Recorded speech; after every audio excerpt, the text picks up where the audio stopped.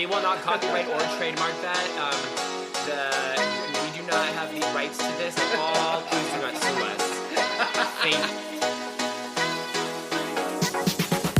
you. Welcome to These Unprecedented Gays, featuring Joe Granelli and Paul Smith. Don't forget to like, subscribe, follow, and review wherever you stream your podcasts. Check us out on Instagram at tugayspod and email us at tugayspod@yahoo.com. We hope you enjoy.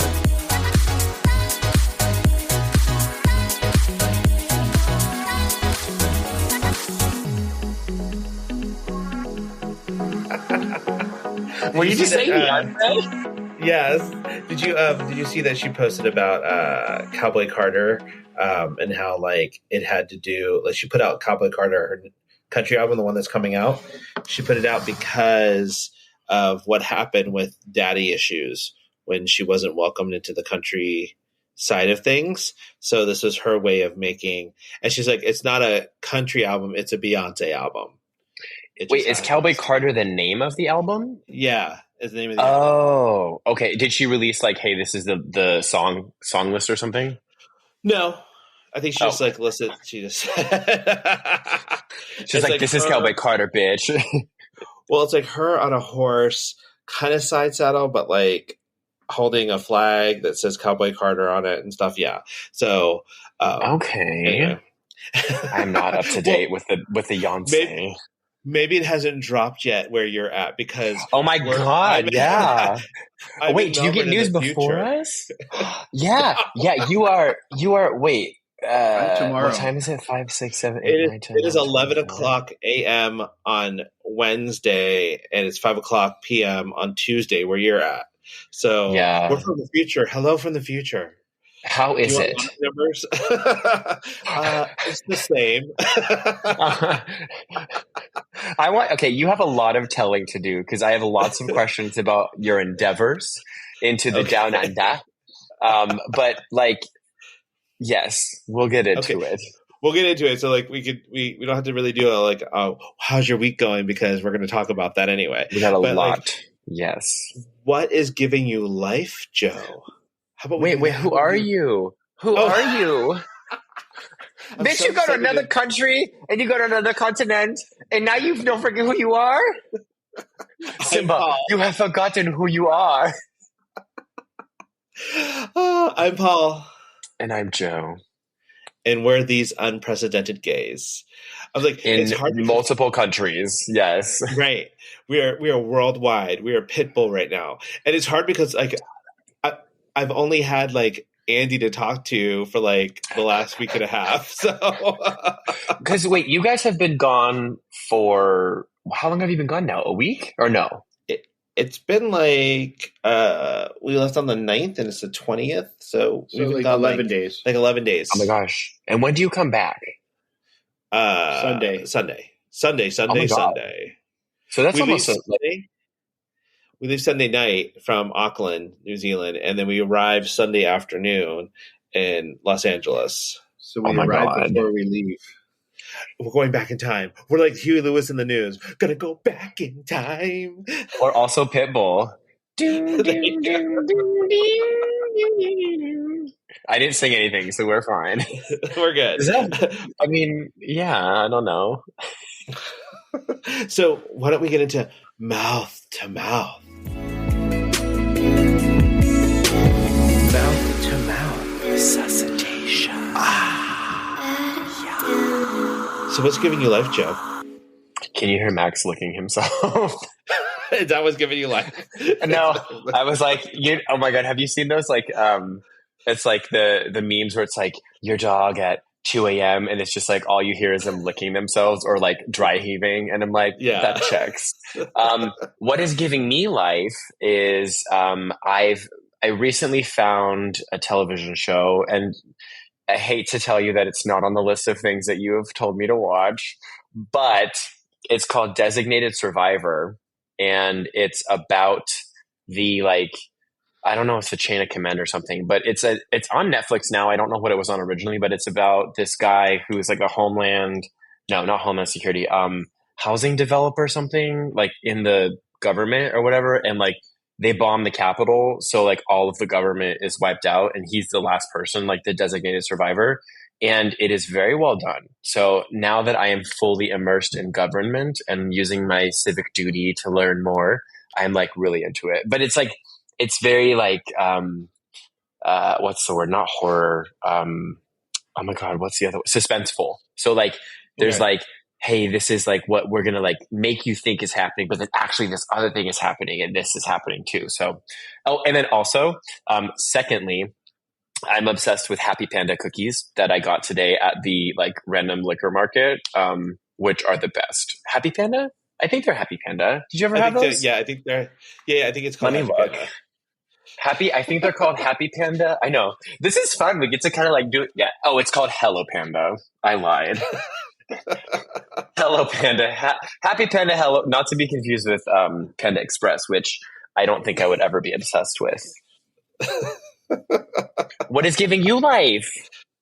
So a couple of things. First off is since we're in Australia, one of their treats is Maltesers, which are like malted chocolate covered milk balls, kind of like Whoppers.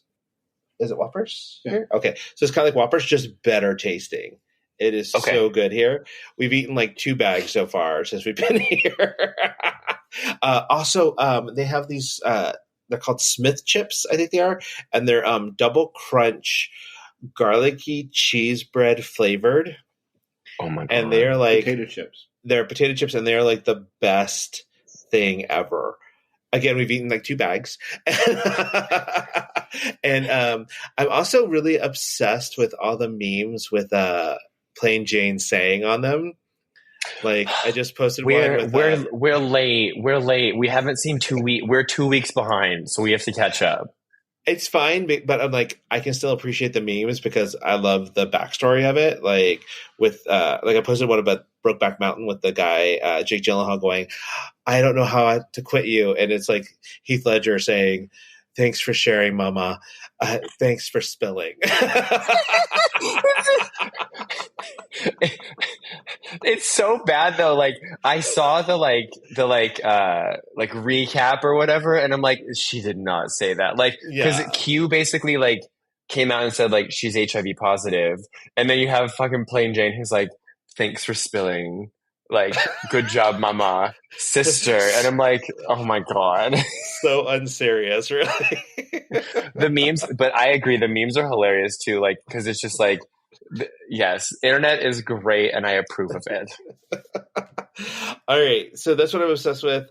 So, all right, what do you want to know first? Should I just start like with our girl, everything. So, okay, you said that you were a little tired. Is that because you've been nonstop go, go, go, or is it because you are jet lagged? No, I think it's because we've just been go, go, go. Like we got in late last night from, the night before from our tour, because we spent like, what was it, 13 hours basically doing a tour when we went to go see the Penguin Parade. So we've had a really cool adventure so far. Like when we got upgraded through Air New Zealand and got business class. So tell me, how was that? Like, start off with your like high level, girl, I am A+ class. Okay, so it very interesting. Like when we got onto the plane, they have 2 sections for business. There's like a front section and then a galley and then a back section, which has about 4 seats in each row. And the way they do the rows are starting from one side, you have 1 row of 4 chairs, 2 rows of 4 chairs in the middle, and then another row of 4 chairs by the other set of windows. So it's a 1-2-1. It's a pretty big plane. And then behind us is premium economy, and then behind that is economy. So there wasn't a full flight in our whole plane, and they didn't sell out all of the business class. So in our section, they had everybody seated against the windows. And then they took the 2 rows in the middle and made them into our beds. So basically, we had a living room area where we just sat and ate our dinners and kind of hang out. And then we had a little area we could go to across from us where we could lay down and sleep for the night. Oh my God. Yes, we had 2 chairs basically on the plane. It was fantastic. Damn. Okay. And the food on the plane was like top shelf. Like we had really good food, and it was airplane really food. And for airplane food, it was amazing. Even like breakfast was really good, and it was hot, and like the sauces were really good. So we had a great time, and like we did sleep for a little bit. It's still hard to sleep on a plane even when you're lying down, but I was like, oh yeah, I felt very like important and spoiled, and I don't know if I'll ever go back to like flying economy again. Did you judge the people who were walking past you as they walked by, and you're like, oh, you're just regular class? Well, the cool thing is they board you. There's 2 different areas where you can board in. So premium, okay, business. Girl, we never had to even see them. I didn't have to see those people. You didn't have to look at the poor people. You're just like, out of sight, out of mind. So much better that way. We have our living room and our dining area for our chairs. He took an ice cream sundae and said, send this back to one of the little people. Oh, no. Here, this is my act of charity for this flight. Pay it forward. Yeah. So the bathroom, actually, one of the bathrooms on the plane actually had a window in it. Yeah, exactly. I feel like that's I'm like, who's looking in? But like, like I was like, oh my god, the privacy. But I don't think anyone's going to be seeing you from however 30,000 feet. Oh my god, was it a nice view outside though of the window? I get it was black. I don't know. Oh, because wait, was it a red eye overnight flight? Yes, yeah, or whatever you even call it. Oh, so you didn't get to see much then. No, not really, but that's fine because we watched TV and then like went to sleep and then we woke up, had breakfast, and we were close to our landing. And then, so we got to Sydney and we got checked in, used the public transportation system, which was actually really good in Sydney. We then went out because we're like, we don't want to take a nap right now. Let's just get going and doing stuff. So we went to the Sydney Harbour Bridge and the Opera House and checked that out. We went to dinner at a little Asian speakeasy called Uncle Ming's. Cool.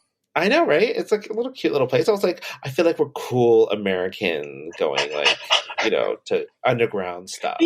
Oh my god, you found like the because you probably did all your research. Like, did you research a bunch of places before and like looked up like the neighborhoods you wanted? Because that's what you do, right? Like you find the places you want to go and like you have your list and everything. But like, was that place on the list?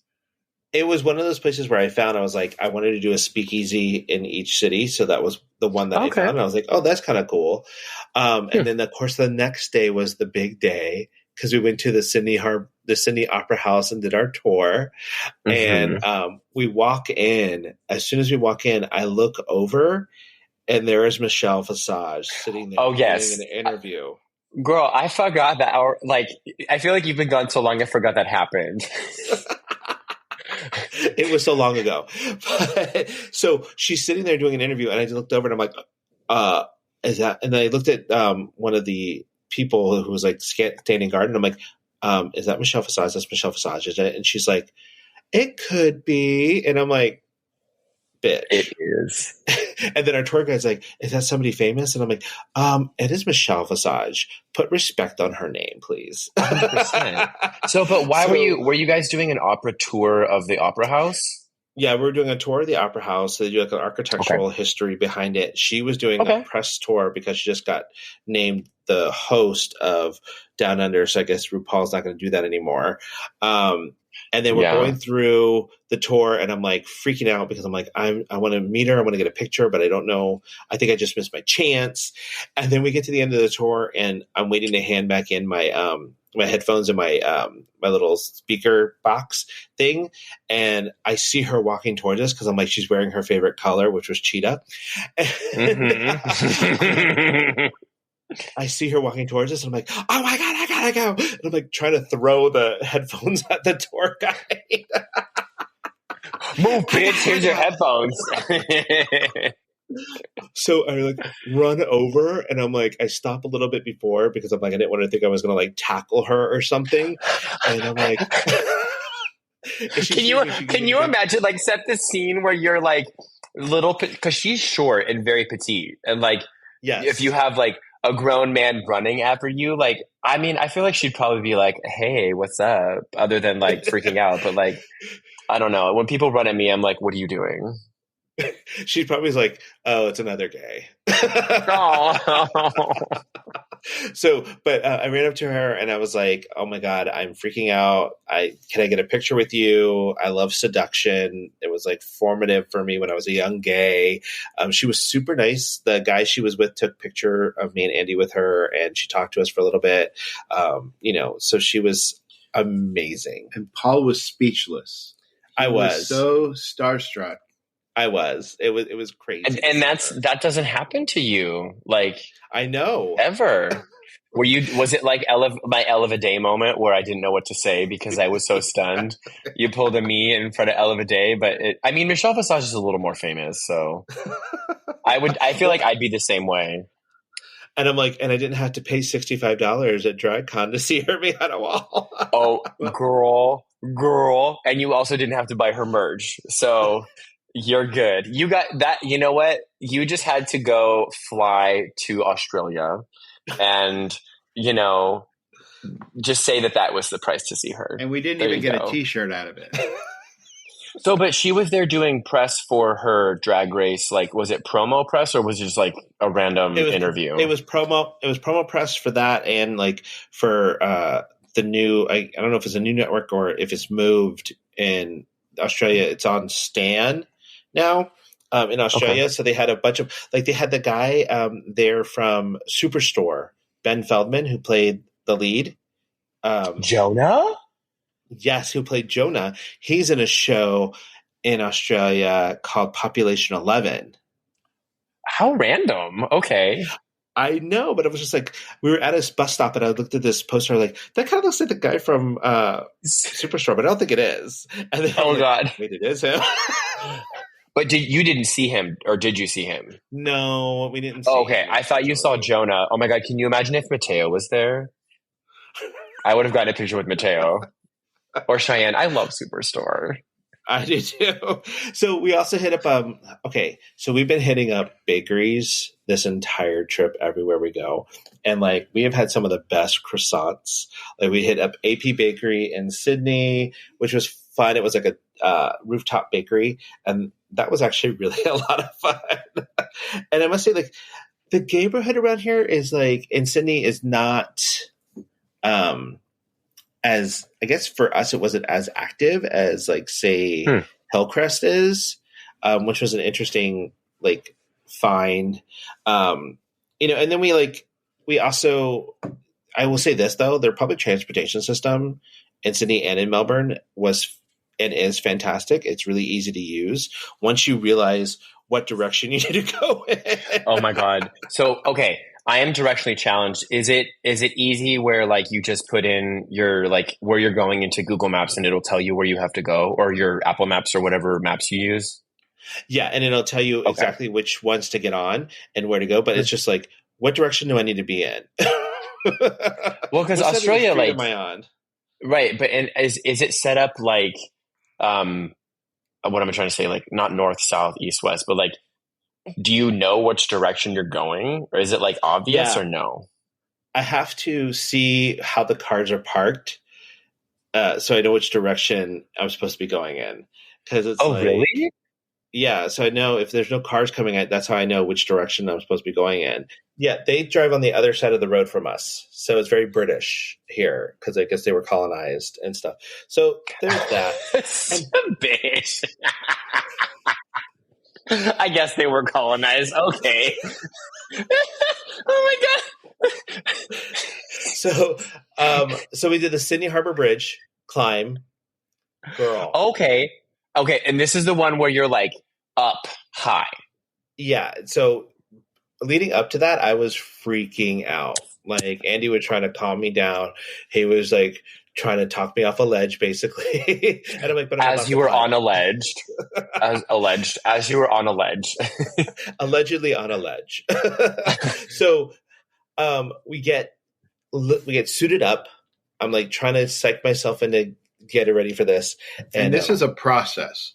The preparation before you start the climb lasts about 45 minutes to an hour. Yeah. What Because are they you doing? You have to watch a video. You have to put on your suit. You have to put on your harness. You basically can't have anything that could fall off you. So like your watch comes off, jewelry comes off. Oh, wow. Oh, wow. Yeah. Anything like glasses are all tied to you and fastened to the back of your suit. Right. And then you have to get like your harness on and get that on. And then they have to do a test run to make sure you know how to use the how to walk with the attachment to the line and stuff. And because you can't like turn certain ways because you're attached to a line on the bridge to keep you safe. And that's literally the only thing that is connecting you is just this wire. Yes. So we actually met up with we met a gay couple that was in from Edinburgh. Shout out to Lawrence and Gareth from Edinburgh. Was it Lawrence Cheney? No. Hello, RuPaul. Can you imagine if you just like met all of the like drag cast? You're like, oh yeah, Michelle Visage, and then surprised I actually met RuPaul, and then oh, actually, like in our hotel room right now is Raven, and then you like turn the camera.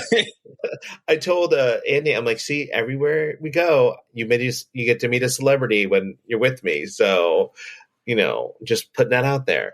You're so good luck. The bridge climb, and I will tell you, Andy was like trying to tell me because he had done the bridge climb before.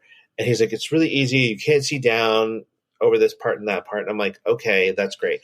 Then we get out there and we have to walk a plank, basically 2 planks for a while, like almost like half a mile to get to where we need to be on the bridge. And he's like, hold on. Are you secured while doing this? We're secured to the line, but it's just basically 2 planks and some bars. Yeah. And so this is the flat part. You have to walk out to where the arch begins. So from like the main pylon, which is where the bridge climb like offices are, you have to walk probably a 1.5 football fields. That's a big walk. Yeah. I know. Oh, up in the air. with like cars and people going under you. Oh my God. And trains. Oh my God. So we start our climb and it's like little ladders and stuff like that. And then we start doing the climb up the side of the bridge. And I'm like, by the time we get up to the top, people are like, are you okay? How are you feeling? Are you worried or something like that? Like, no, I'm more tired than I am scared now. Because you basically hiked Mount Everest. Oh my God. That was a lot of stairs that was a lot of stairs. I climbed a lot that day. So, and it would get anybody. Yeah, it'd be too many stairs for anybody. Well, and we couldn't put we couldn't leave our Apple Watches on. We had to take them off before doing the climb, so I didn't get any credit for any of that. Oh my God, the homophobia of this. Exactly. Whatever the bridge people. So I was talking to the gays. Andy was talking to a nice young man in front of him. Oh, and making friends. Who had the standard Australian male haircut, but he was Irish. Oh no, what is that? But he was Irish. A standard a standard Australian haircut is basically shaven on the sides around your ear, and then the top is left, and it's almost like a mullet in a way. Oh no! But you don't like go all the way back and down. It's like just this area above your ears and behind. Nope. So hard pass. Hard pass. And I was like, that's a standard Australian male haircut. And he's like, I don't get it. And then he started looking around. He's like, it's like the trend. It is. Really? Yeah. I don't like that. I don't like that at all. I wish if I wasn't the job I was doing, I would totally have a haircut like that. Nope. You know what, Nick? Yeah, Nick wants you a would probably look mullet. good in that. He's all about the party in the back. Sure. Yeah, sure. So we get. Oh, Max. No, Max, it's not time. Oh my God. We've been Max is not the official engineer. So we get up to the top. They take a picture at the top, another picture in the middle, which I freaked out about a little bit because it was like, it was basically just a bar across, that attaches to both sides of the bridge, and you had to walk across it. And it's the highest point where like the flags are and the red light are, so the planes don't hit. So for most of the bridge walk, you're on a very wide steel girder, so you really can't see off the sides. Like you're walking upstairs in the middle, and there's obviously open space to both sides, but you can't see down very easily. Once you get to the very top and you walk across, you can see down and see the cars driving underneath you, and it gets freaky. Yeah. Did you get like a little bit of vertigo? And like, Yes. Did you get freaked out at that point? I could feel it in my balls. You had to girder your loins. Right. Because I'd look down and I'd be like, oh, that was in my balls. Okay. So the worst part was I told him, I said, that was the only part that was a little bit weird for me when I did it the first time. You just walk across, but it's relatively short, and then you're heading down. It's downhill from there, basically. Well, this woman decided to take a picture at the top. So we all went halfway across right in the middle of the damn bridge and have to wait so that each couple can go forward and get their picture taken. Nope. And we were close to the back. So we were standing under that damn blinking red light for a good 20 minutes. And then wait, so they just like held you? They held you in that like middle point? Yeah. Oh my God. Yeah. And then they had to take another picture on the other side of the bridge before heading down. So, and do you have those pictures that you can show us? We do. We do. So, and then it was starting to get dark. So we're like, because we did the sunset one, and it's really interesting. Okay. The lights from the bridge come up between the steel girders, and like it creates this cool shadow pattern on the sky. But it almost looked like we were in the Truman Show. Like that was where the ceiling was in the room, and then we caught. And now we know we're inside the Matrix kind of thing. Oh my God. Weird. It was freaky. And so we're going down. And I will say this, going up is a lot easier than going down. Cause I'm like, I kept fearing I was going to like trip and fall and start rolling down. Your fears are valid. And everything that you just said is a very, very valid thing. So we had a great time on that, and that was a lot of fun to do. And then we also did drinks on the 83rd floor of the Sydney Tower, which was kind of fun. I was like, what is that? It's like there's a restaurant in the Sydney Tower at the Simons or the Westfield Mall in Side Sydney. Okay. So it's like 80 something feet up in the air, and so we decided to go to the bar. Which was a lot of fun. It was a last minute thing where we're like, let's just check it out. And so that was a good time. And then we also did Featherdale because I got my Kawaka experience. It was hot, girl. Let me tell you. Okay, that's what I was going to ask. So, like, is it because it's like summer or no? Is it spring or what season is it? Summer going into fall. Okay. So it was like pretty warm. It was like 80 something degrees, like 88, 89, and it was really humid. I was going to ask. Okay. Yeah. But I will say like Featherdale was cute. I wish that there was more wallabies and kangaroos there that we could have fed. But then also they should have told us that like we bought 4 cups of food thinking, oh, we're going to feed everything. And then we ended up only using maybe like 1. Not even. Not even 1. Oh, wait, why? Just not enough animals to feed? The animals weren't hungry. It was hot. And it was like a lot of people there who were already feeding them. So it was just like. Oh, okay. So they were like, we're full. Yeah. And, and I hate kids. So, because there was like one kid who was like, there's areas where it's like a rest area for the animals. So they kind of like keep people out of it. This little girl goes running in there, running around, trying to get the wallabies and kangaroos to move.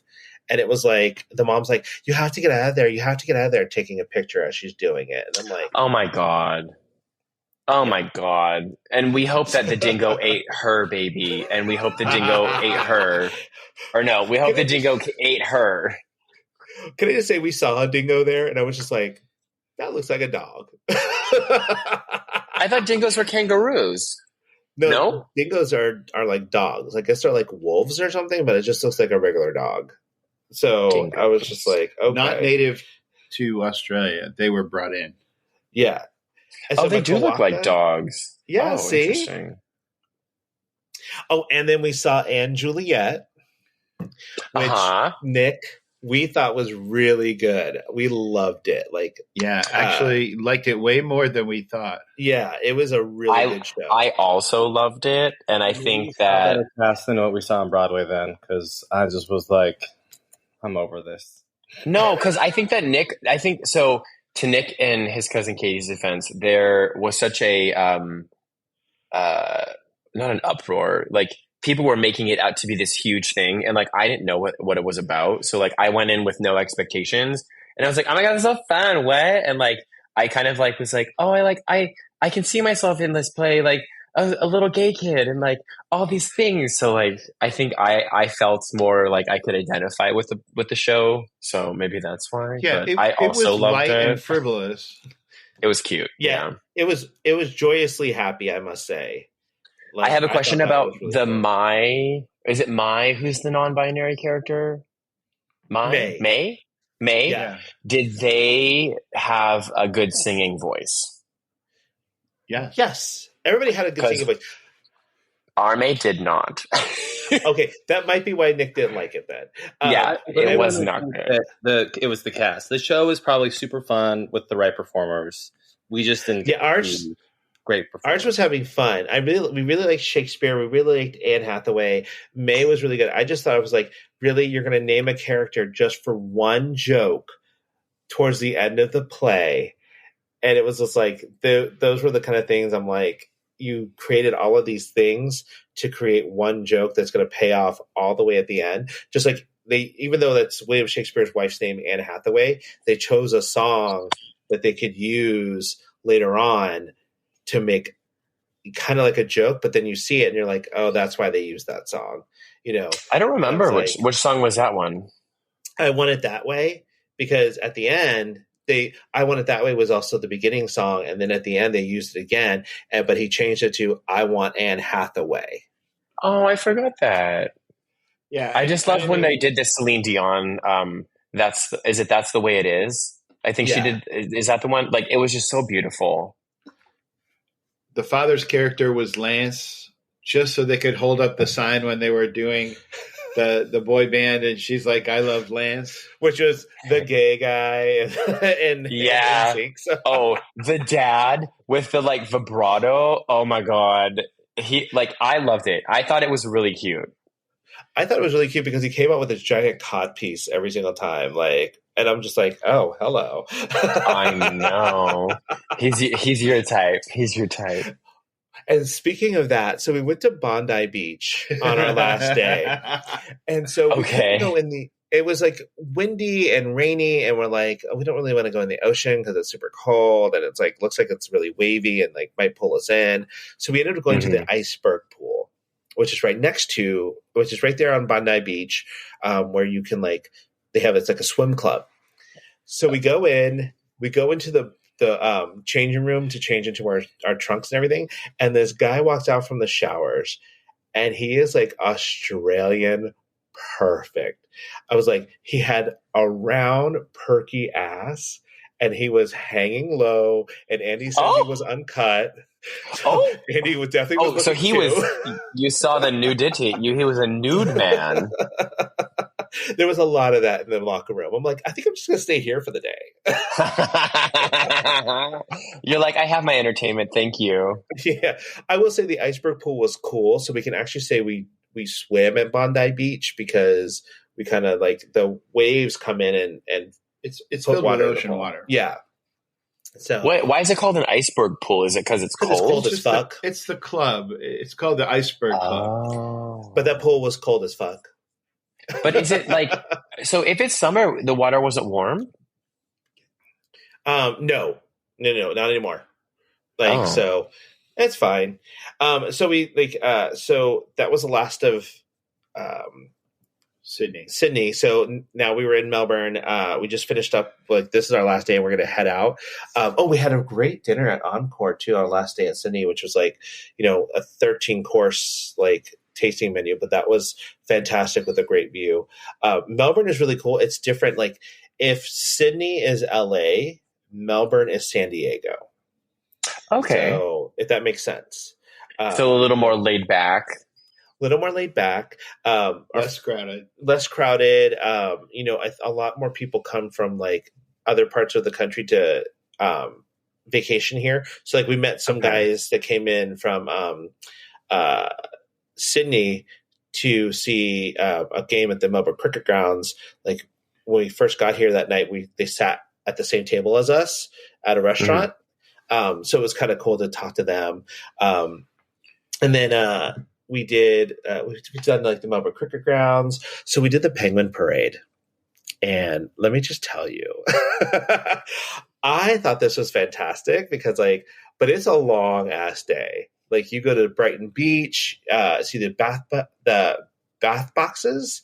You go to Moonlit Sanctuary to feed animals again, and I'm like, okay, we already did this, so we don't need to stay that long. It's the same animals, basically. And then we went to do the Penguin Parade. So what happens is you go and you sit in these stands, and the penguins come in after being in the ocean for a couple of weeks, eating, and like basically like a bear does before they hibernate, they feed and get all fat and everything. And so that's what they do, and they come back and they go into their little burrows and stuff and hang out. So it's kind of cool to see like a group of penguins come out of the ocean all of a sudden. Every night, about 1,000 penguins come out. Oh, wow. They march up the hill to their burrows. Right. As groups, because they're trying to stay away from birds of prey. So that's why they come out at night. And then the seagull. But let me tell you, seagulls are bullies. Like they kept like a penguin would try to come onto the shore, and then a seagull would like try to peck at them because they like want them to throw up so they can eat what they throw up. Ew. So, rude. Bitch, let me digest my meal. Stupid seagull. No. Ew. Is that really a thing? So the seagulls try and like get the penguins to ew. They annoy them so much that they throw up, and then because the penguins are overstuffed. They don't want to go out for a while, and so it was really kind of cool because we got to see them come in as groups, and then we got to walk the boardwalk and see them as they're going into their little burrows, and some of them were like paired up, and I'm just like, oh, that's so cute. Aww. But then again, I hate people because like there was this woman who was like trying to push her shoe towards a penguin that was really close by, and the penguin would look, and I'm like, don't do that. Like it wasn't like she was going to push the penguin. Why? I don't know, because people suck. You should have kicked her and be like, you want this shoe, bitch? Oh my God. I would do that. Almost did. And then don't get arrested in Australia, please. Or, you're still in Australia. We waited. I was like, I don't know. We waited 45 minutes for the best croissants in Australia, we think, at a restaurant called Loon. And then when we were going to dinner one night at Easy's, which was like this burger place in a train car on top of a building. Oh, cute. Okay. It's really cute. And we got into an Uber pool, and there was a guy from Perth in there. He had personality. I was going to say, did he have a nice personality? Was he also hot? I mean, he was pretty. He was good looking, but like he was skinny and he was a ginger. So like he flew in from Perth to do a tango event, like an international tango event for 4 days in Melbourne. Who knew? Okay. But he's in the Navy in Perth. So, but he was like, we were telling him, I was like, oh yeah, we waited 45 minutes for a croissant. And he was like, why? You just go to Woolies, You grab one, you put it in the microwave, you throw some little butter on it, and you're done. And I'm like, no, man, that's not how we do that. No, ma'am. Listen, Woolies Peter Perf. What's Woolworths? It's like their department store shopping, grocery store. So Woolworths used to be a drugstore here in there in the U.S., kind of like Eckerd's or CVS or Rite Aid. They used to be big, and then they just kind of like died off. But they're huge here in Australia as a grocery store, and just like Kmart's big here too. We've only seen two. I love Kmart. I miss Kmart. Rest in peace, Kmart. R.I.P. You know what else I really like around here is like everything is separated. So like your grocery store, you get all your stuff. Then if you want hair care stuff or like medicine or something like that, you go to the chemist. And then if you it's called chemist? Yes. Yeah. And then if you want cigarettes and stuff, you go to the tobacconist. Oh. So it's very interesting. And I will also say I'm like, people are, I guess it's just because I'm a rude American, I guess. I don't know. But like when we're on the bus and it's really crowded, I'm like, I want to get off, and people are just like pushing their way. And I'm like, excuse me. I need to get off. Like, I'm very. You have to be like, I'm trying to see, like, excuse me. Move over. I'm like, how would an Australian say, get out of the way? I can't figure it out. I would be like, oh no, I'm going to miss my stop. Oh no. No. So tell us about your trip to New York, because you guys went and saw. Yes, but I want to ask you a question, because so you said Sydney neighborhood was kind of meh. Is there a Melbourne? It was really happening, but we were going out late at night. Yeah, so as you shouldn't be. 7:00 at night. Like, what's really weird in Australia is all the stores close at 6. Yes. Why? For dinner? They just aren't open. There's only one day a week when they're open late, and that's Thursday night. Like, they close at 6 for the night, or they reopen? For the night. No, they close at. Some close at. Most close at 5. Some close at 6. What? Yeah, it's crazy here, girl. So what if you have to run an errand? I guess you don't. You might find a 7-Eleven open still, and maybe a Chemist Warehouse, but like stores, like if you want to go just like look around or something like that, or buy like clothing or something, you can't. And weird. And I also tell you, like, restaurants are not big on like dessert menus here. Oh no, ma'am. Why? I don't know. I think it's because they're very big on their pastries, but they buy them during the day and then, take it home at night or something like that. But yeah, it's, but the neighborhood was like, because we don't go out late, it's just not happening for us. So it's like, okay, well, we kind of want to get back to bed. Well, I mean, was it so I'm like, in comparison to like Hillcrest, like, was it similar, or was it like bigger? It was bigger in terms of area, but and there were lots of clubs, but they weren't all like hopping on certain nights. Happening. What's a happening? So we went one night to like what's considered the most well known, and that's the Stonewall bar. Okay. And they had like 2 guys dancing and jocks on the bar, but like. At Moe's, you would order a drink and you'll get a very healthy, large drink for a very inexpensive amount of money.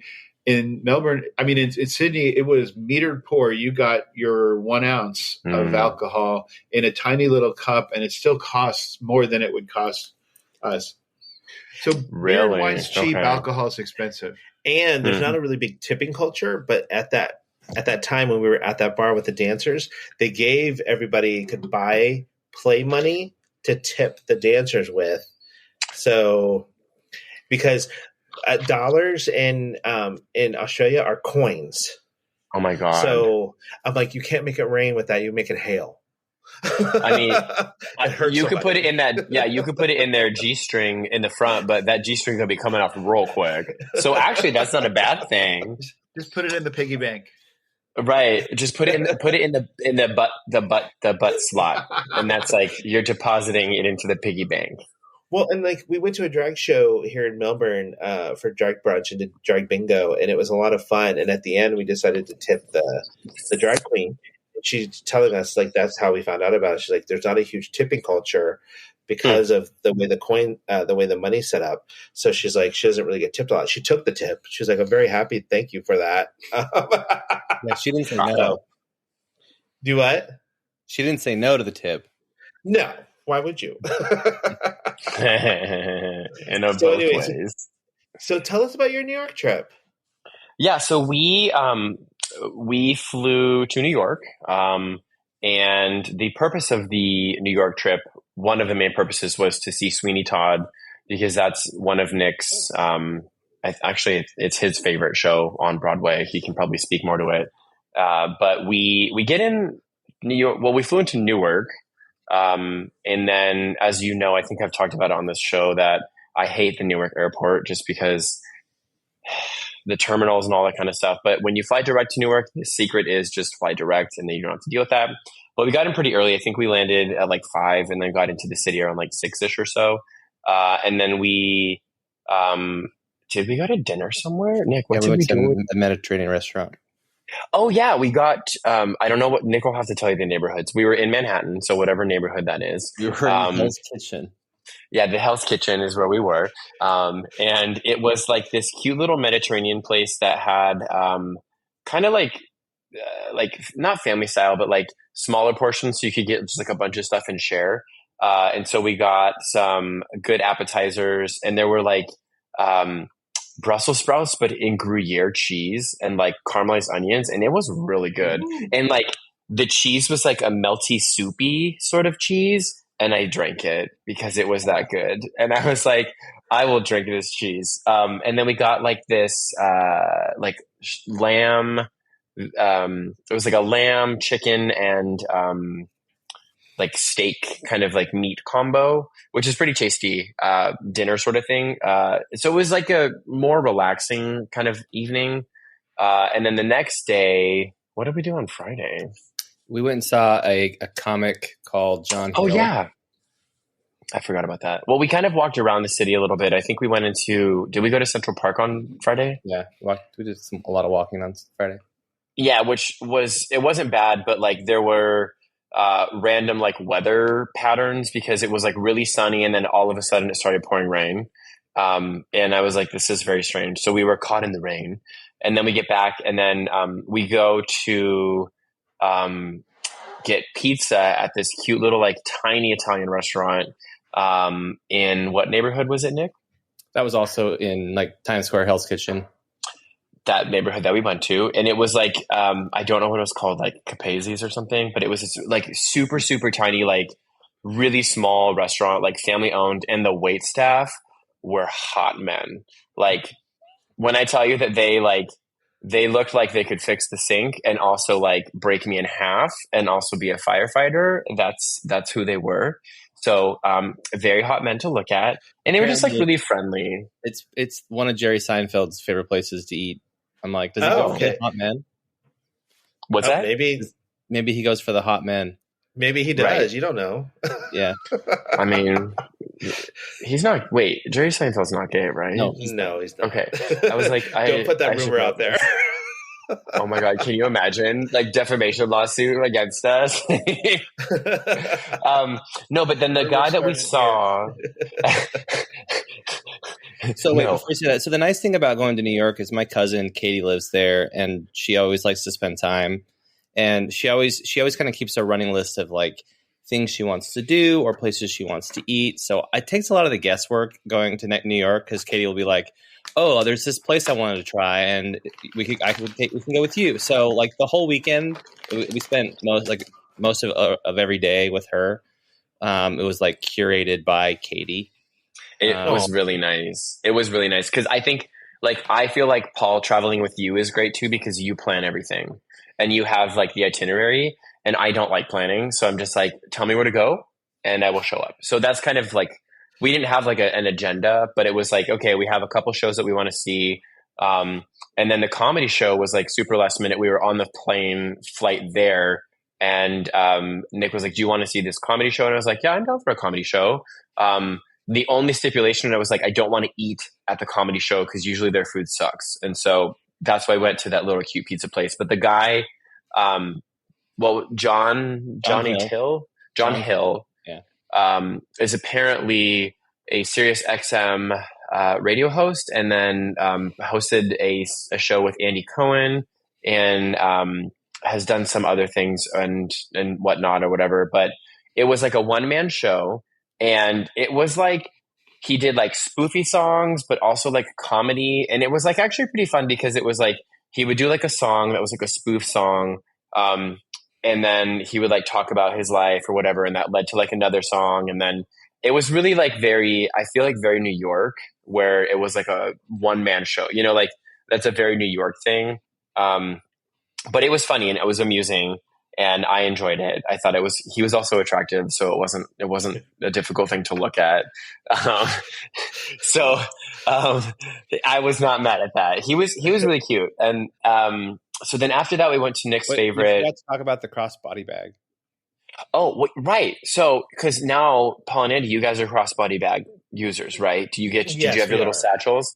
So he has a song called Crossbody Gaze. And I had brought my, my sling, my travel sling, with me because you never know, like you want to just have the essentials, also like a water bottle, a charging bank, a couple things of Motrin, ibuprofen, and or Tylenol. And like, you maybe want to have like a space for snacks. So like you always want to have a little bag instead of, just like a backpack. So he had this whole entire spiel about how he went to like either P-Town or like Fire Island or something. And like everyone now has a crossbody bag. And he had a picture on his little PowerPoint and it was shirtless guys in short shorts, but with like a crossbody bag. And he's like, the song he wrote was like, I hope that you have enough room like to carry what you need to carry. He's like, what's in your bag?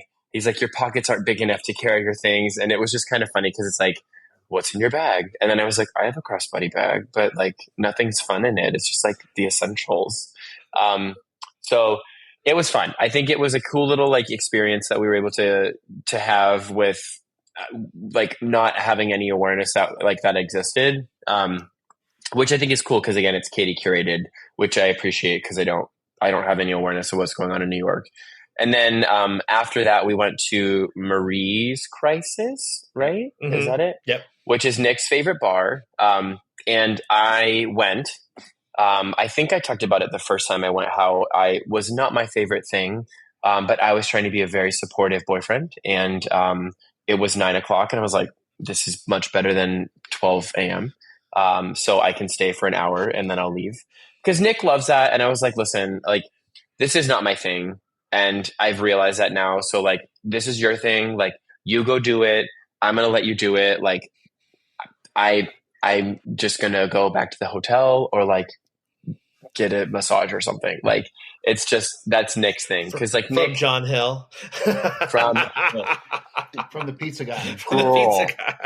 Girl. Oh my God. Can you imagine getting double teamed by John Hill and Pizza Man in the restaurant? Oh my God. Like each of you, like one of you can take my left leg and then one of you can take my right leg and then use your other arm for my arm and pin me down.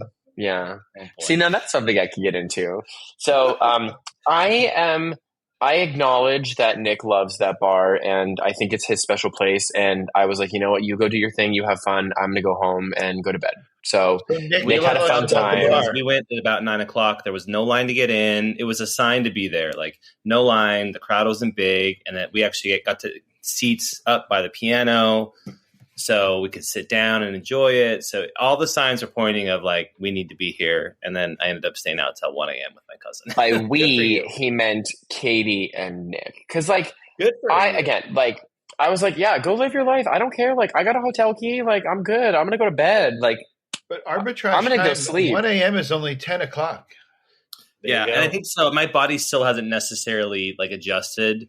So at 1 a.m., it does still kind of feel like 10 p.m. I was tired. I was like, I'm ready for bed. I know, my body was like 10 p.m. yes. to me, and I'm like, okay, I got to go to bed. Yeah, my body knows. And then, so we were there over St. Patrick's Day weekend, which I was like, oh shit, this is going to be a like fiasco in and of itself. But it was actually pretty tame. So they did the parade on Saturday instead of Sunday, the actual day for St. Patrick's Day. So we walked around and saw the parade, a little bit of it, and I was like, okay, this is cool. And then we went to the like observatory tower deck thing. I don't know which one it was. The Edge. So when you guys were talking about when you guys were talking about the like height thing and like being on the bridge, I was like, I experienced that at the Edge because like you guys have been there, right? We did the one at Vanderbilt. Yeah. Okay. So, but did they have the whole like glass that you can lay on because it's like high above and it's like an observation thing where like you can see it below you? The Edge is a different one, and it's much bigger open platform with a glass bottom. Yes. The one we went to had little bits of that, but it was mostly an indoor art installation with lots of mirrors. So, with the balloons. Yeah. Was that the one with the balloons? Okay, yeah. I want to go see that one too because I feel like that's really pretty. But yeah, this place, like, all I'm thinking about is like, there's this glass. I don't know. I would say like maybe triangle and like not big, probably the size of like an 8-foot human. I don't know why I said 8-foot human. That doesn't exist. Maybe it does, but like it was like 8 feet, 8 feet by like whatever the width. But people were laying on it, and I was like, I stood over it, and I was like, I'm good. I'm good. I don't need to walk over that. Like, I don't want to be the person. I don't need to be the first person that this like engineering marvel fails on. Like, I'm fine. I'm okay. I can say no. I'll look at it from afar. So we looked at it from afar because it was a little mortifying. And I don't have a fear of heights, but like when you're like suspended in fucking, I don't even know how high up, like hundreds of feet. It was like at floor 120 or something. It took a minute from ground to the like top point. Yeah. Which was a long, like a high ride or whatever. So, but I forgot to say before we did that, we went to this really, really good, I think it was Israeli restaurant. Mm-hmm. Was it Israeli? Yes. And they had, it was called Miznon, and it was like pita pockets, if you want to call it that. So I had a lamb pita, and like, oh my God, it was like sopping wet because it was so juicy. And I was just like, it was so good. A wet ass pita. I did. Gobble me, swallow me, drip down the side of me, 100%. Like, I mean, that meat was like, oh my God, it was so tender, and it was not expensive. It was like maybe like a $12 pita, but it was probably the best pita I've ever had in my entire life. And like, God, it was so good. And they had these like, it was like sweet potatoes that they like, I want to say roasted with the skins on, and they served it with like a sour cream side. And it was very simple, but it was so good. So like, that was the best meal I think. Are you guys going to Melbourne? It's Melbourne. We're in Melbourne now. Oh yeah, Melbourne. There's one in Melbourne. So there you go. Yeah. Unfortunately, we're like I know you're after leaving. we do this. I should have told you earlier. You're leaving. You're like, we're going to the airport because you go to Auckland. Yeah. Yes. Next, we're leaving for Auckland today. It's a 3.5 hour flight. Oh God! And that's your Hobbit experience, right? Yes. Yeah. More on that in a future episode. But tell me about I was going to say, yeah, Nick can tell you about the play. Okay, I'll tell you. I'll tell you. Basically, the show. There's a funny story leading up to it. So we went to Alan Cummings' bar. Oh yeah, before the show. It was fun, and like they do these like kind of themed blocks of dance. It was geriatric hour, and I was here for it. It wasn't geriatric. It was is it Romeo and Michelle's? I don't remember the movie, but there's like it's an homage to that where like you go up and on a Sharpie with a stick Post-it note, you write a song you want the DJ to play, but it has to be from the 90s. So or it's 2000s. just like this or 2000s, and it has to. So the music's just so fun, and it's a small place, and we're having a lot of fun. And then we're getting ready to leave. It's time to go up to the show. And I was like, cool. So Katie, you have tickets, right? And she's like, no, I don't have the tickets. Oh my God. Because she got printed tickets. She went to the box office and got physical tickets to save money. Printed. She was in Times Square when she went to get the tickets, and because she lives there in the city, and so to save all of the like online, it was like $100 in savings per ticket. Yeah, because she went physically there. Yeah, because you don't have the Ticketmaster fees, the fees of the resellers, or anything like that. So it was worth it. So go into like a little bit of panic mode, and so we get. He was not in a little bit of panic mode. He was was trying to be oh my cool. God. I didn't want my cousin to like freak out because she was already. He's like, if I have to buy new tickets, I will. I was like, Nick, we have a picture. Brain, I'm like, okay, I'm getting ready to spend like $1,000. And I'm like, we have a QR code. We have a picture of each ticket with a QR code. I'm like, they can figure it out. At the box office, the guy, you can see his head and it's nodding like, no, I can't find it. And I went up to Katie and I was like, oh, remember you sent me a picture of the tickets to be like, got the tickets, yay. And so she showed the guy the picture and whatever from that, what he was able to find and reprint, which is, we looked it up on the internet and it was like, if you lose your tickets, you can go to the box office. So it seems like we weren't the only ones in Broadway history to lose your tickets, right? Like this probably happens a lot. So yeah.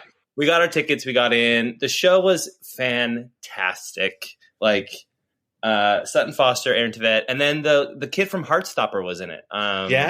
Joe Locke. He did really well. And I will say that like I remember. So I only have seen the Sweeney Todd movie, and I will give it credit to the Broadway, like the live action, whatever you call it, the real version of it, like is much better than the movie.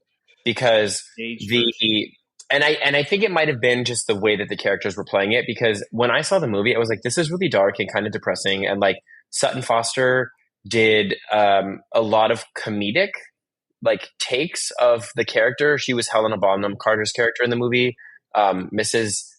Pie Girl, Mrs. Lovett.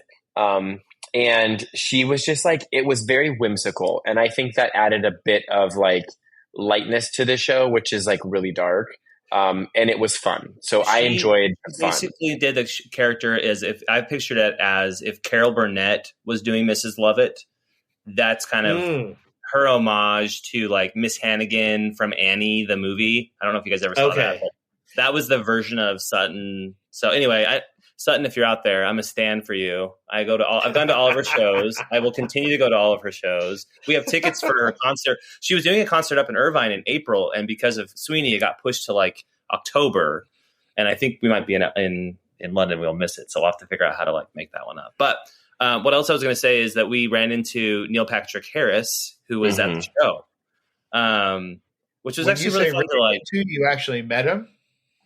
Nick said hi to him. Yeah, I said hi to him. I don't want to necessarily bug those people when they come to the show, but just it was nice to meet him. He was really nice in person, and I just like that show it's incredible. So if anybody out in New York, he posted backstage that he got to meet Aaron and he got to meet Joe, but he didn't get to meet Sutton. I know. I saw that. He was like, I didn't get to give Sutton a hug, but I'm like, well, maybe because she doesn't want to see. I don't know. She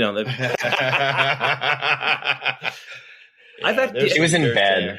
I have a question I have for you all is do you ever do the like stage door wait for the actors? I've never done that.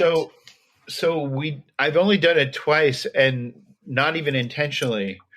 But when we went to see Moulin Rouge, we were just standing out in front of the theater and the stage door is right next to it. So Aaron came out. I got to say hi. I've never washed my hands since. And I will say he did not disappoint. He did his own thing. The thing I appreciate about seeing these shows is, especially when they they're in revival, is I don't want to see the version of Sweeney that I've seen before. I want them to do make it something that's worthwhile. And I do believe that Aaron did a good job of that, and so did Sutton. They made it their own. So anyway, it was artistically. I think that what was cool about it, like I said, it was very artistically different, and I think it's interesting to see talented actors and actresses do their craft so well. Because it would have been a totally different show if it was a different cast, but they made it their own, and that's what was cool about seeing it. And then also seeing Nick, it's when you care about someone and they really like get to they're enjoying something, like that makes you enjoy it. You know what I mean? Yeah. And like you just kind of see like the eyes glisten a little bit, and there's like a happiness, and so it was cute to see him, and he was really excited, and it was like, oh, this is adorable. Yeah, there you go. We didn't stay out late that night. It was I think that's when the jet lag started to hit. I was like, well, it starts at 8 and it's almost 3 hours, so it's a long show. You get out by 11, and you're like, I don't feel like going out. So nope. But we did go to Taco Bell. Oh, yeah. I was like, Andy, you were? No. You're like, you could never catch me at 1 a.m. Yeah. Nope. Oh, yeah. And then Sunday was just kind of chill. You know exactly where to catch me. In bed. Bingo. Not out and about painting the town red, whatever. So, but yeah. And then Sunday, I think, was pretty chill. Really relaxing. And then got back yesterday. Oh, I think I'm done. I'm done traveling. Like, I'm ready to not go anywhere for like a long time. Just because like I started my job, I was in Cleveland, I was home. I was in Cleveland, I was home. Then we went to Vegas, then I was home. Then I went to Northern California for the baptism, then I was home. Now we were in New York, now I'm home. I'm just like, I just want to be home. I just want to be home. which I am. And we await your arrival. So last night we went to a restaurant. I don't know if you saw the post, but we went to this restaurant called Naked for Satan. And it was a really cool, fun, like tapas restaurant. They have like 3 different ways you can experience this. There's a bottom bar level. There's a top level inside dining, and then outside patio.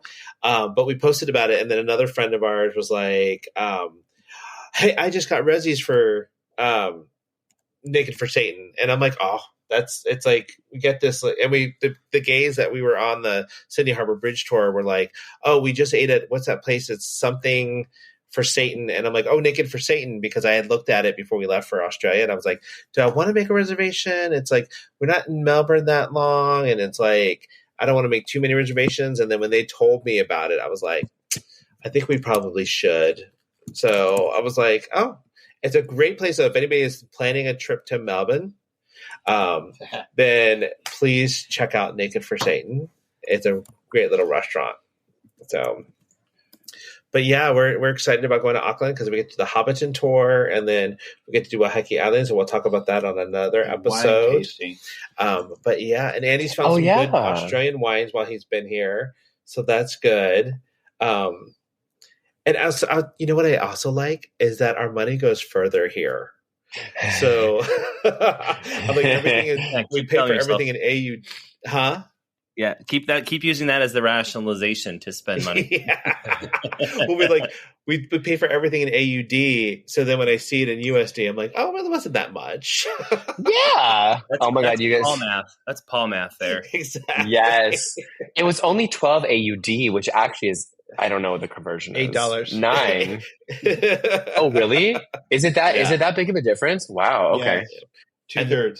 And then when we get to Auckland, our money actually goes a little bit further. So it's like, do they have different currency? So yeah, they have different currency because it's a different country. But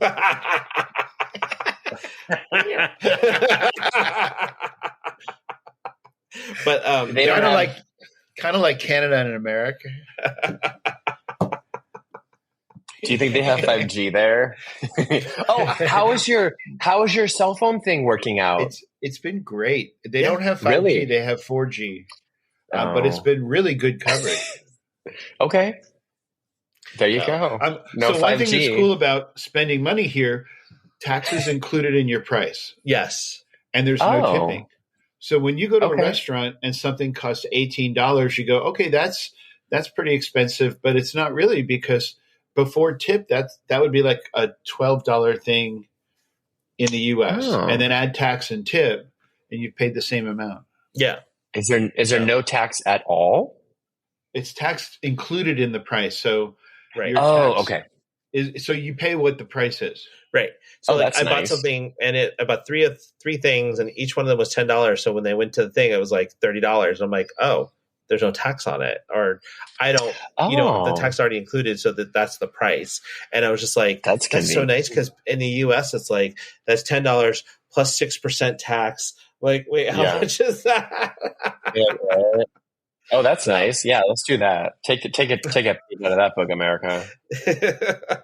All right, guys. Well, thanks for being on and like making time, and we can actually make this work. Us. Thanks for having. Thank you. Oh my god. Thank you for having me on my podcast. Well, it's like we had to like figure out when the time was going to be the best to make this work. I know, girl, because you are literally like 700 hours ahead of us. It's so crazy, but I'm glad we were able to get it to work. Yes. All right. Well, everyone, have a great weekend. We'll talk to you soon. Bye. Special thanks to Andrew Smith and Nick Stone for producing the show. If you like us, please follow us at tugayspod on Instagram and visit us online at tugayspod.com. You can find us anywhere you can stream podcasts. Don't forget to like, subscribe, and let us know topics you'd like to hear. And always remember, stay safe, stay classy, stay sassy, and always stay a little bit trashy. See you next week.